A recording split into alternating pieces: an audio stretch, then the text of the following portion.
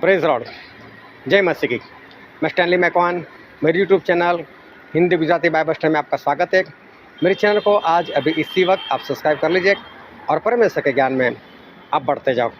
देखो, बाइबल के अंदर जो परमेश्वर के दास हो गए, मूसा देखो कितने सामर्थ्य थे, और मूसा ने देखो कितने बड़े बड़े चमत्कार किए। फिर एलीशा को देखो, एलीशा वो भी कितने सामर्थ्य थे, उन्होंने यर्दन के 2 हिस्से कर दिए और भी काफ़ी चमत्कार उन्होंने किए। और यहाँ तक कि वो मर गए तब उनकी हड्डियों से भी एक मुर्दा जिंदा हो गया था। फिर देखो एलिया को देखो, एलिया में भी कितना सामर्थ्य था। तो आज ये बात आज के सेवकों में या आज के विश्वासियों में क्यों देखने को नहीं मिलती? क्या है इसके पीछे राज? वो जानने के लिए मेरे साथ इस वीडियो में अंत तक बने रहो। मूसा परमेश्वर के बहुत ही बेहतरीन दास हो गए, और व्यवस्था विवरण 34 के 10 में ऐसा लिखा है, परमेश्वर ने ऐसा कहा कि मूसा जैसा भविष्यवक्ता आज तक पूरे इजराइल में पैदा नहीं हुआ। आज तक मूसा जैसा भविष्यवक्ता कोई भी पैदा नहीं हुआ। देखो मूसा इतना आगे बढ़े, लेकिन मैं मूसा के बारे में एक बात बताना चाहता हूँ।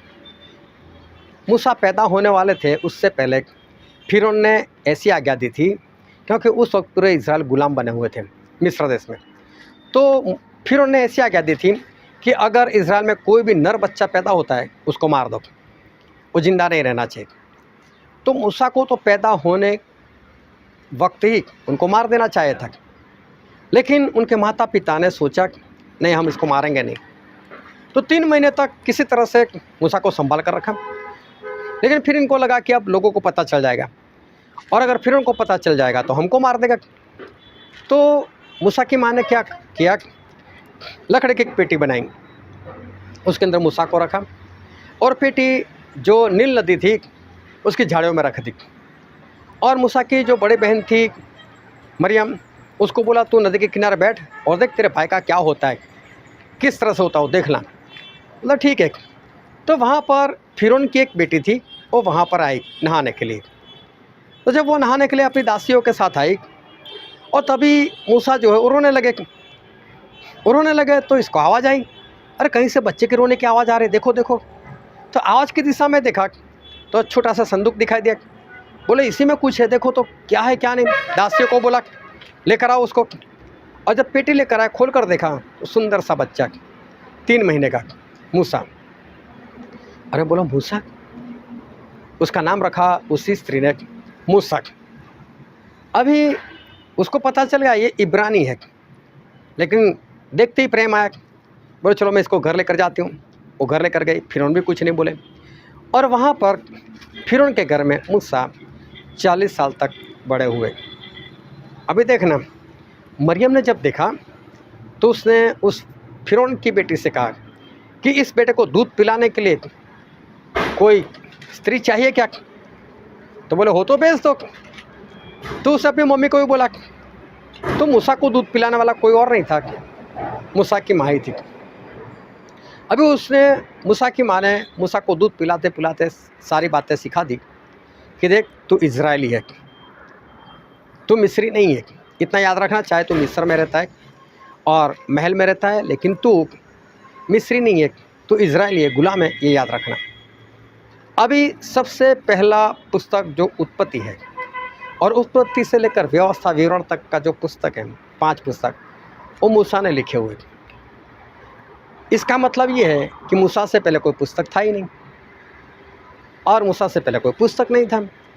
तो मूसा की माँ कुछ जानती नहीं थी परमेश्वर के बारे में, वो कितना जानेगी? वो तो बरसों से गुलाम बनी हुई थी। तो मूसा को परमेश्वर के बारे में सीखना कितना मिला होगा? मैं तो बोलता हूँ कुछ भी नहीं। अगर मिला होगा तो 1% भी नहीं, 1% से भी कम। बस इतना कि हमारा परमेश्वर कोई और है, मिस्र का परमेश्वर कोई और है, हमें उस परमेश्वर को नहीं मानना है, बस इतना। उससे ज़्यादा तो कुछ नहीं। हमारे परमेश्वर है कैसे, कितने बड़े हैं, कितने महान हैं, वो तो मूसा को नहीं मालूम। लेकिन फिर भी वो मूसा को देखो कितने सामर्थ्य, कितने विश्वासी। और मालूम है 40 साल के बाद उन्होंने मिस्र को इसलिए छोड़ा क्योंकि वो परमेश्वर के ऊपर विश्वास करते थे।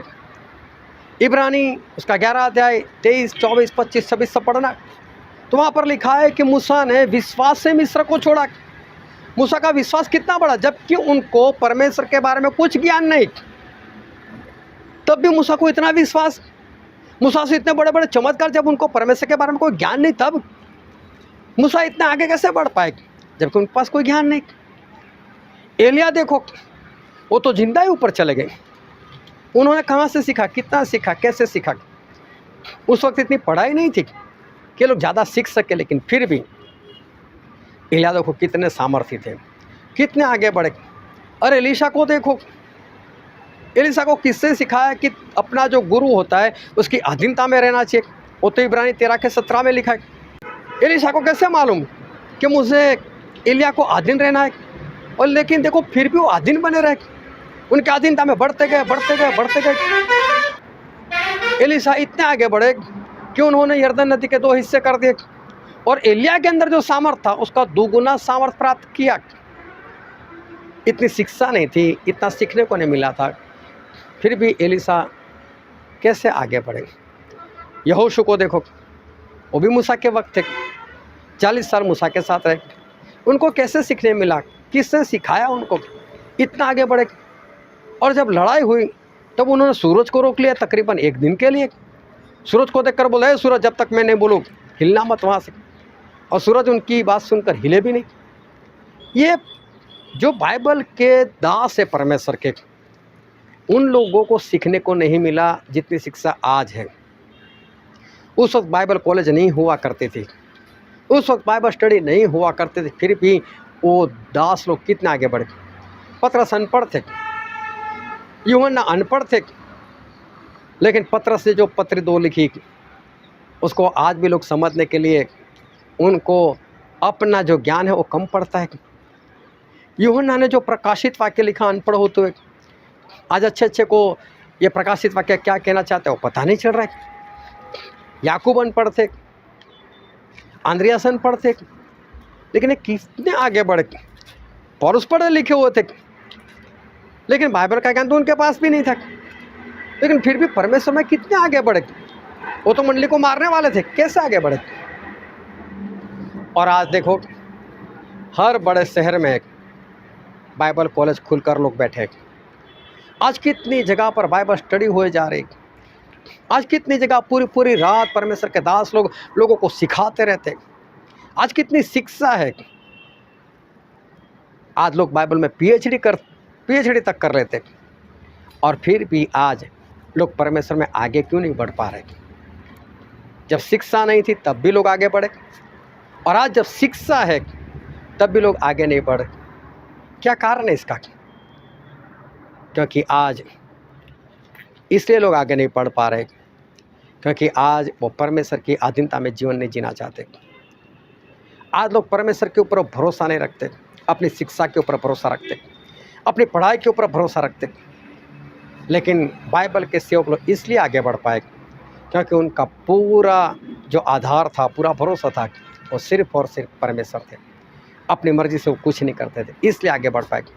अगर आज आप भी आगे बढ़ना चाहते हो, अपनी पढ़ाई से मन हटाओ, अपने ज्ञान से मन हटाओ, अपना भरोसा सिर्फ और सिर्फ परमेश्वर के ऊपर रखो, पवित्र आत्मा के ऊपर रखो, तो आज आप भी आगे बढ़ पाओगे और परमेश्वर का बेहतर इस्तेमाल कर पाएंगे। परमेश्वर आपको आशीष दे। आमीन।